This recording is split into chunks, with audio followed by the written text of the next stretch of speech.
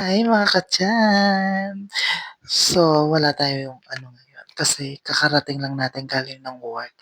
Papahinga lang na tayo ng konti and then mag-aano na tayo is maghihilamos. After nun is kakain na tayo.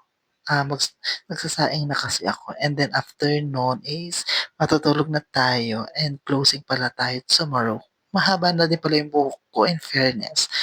At saka pala mga ka-tiyan, magpapasalamat lang po pala ako sa mga walang sawang nanonood sa ating mga video sa ating munting bahay. Yan. And yung mga followers po natin dyan at yung magiging followers po natin.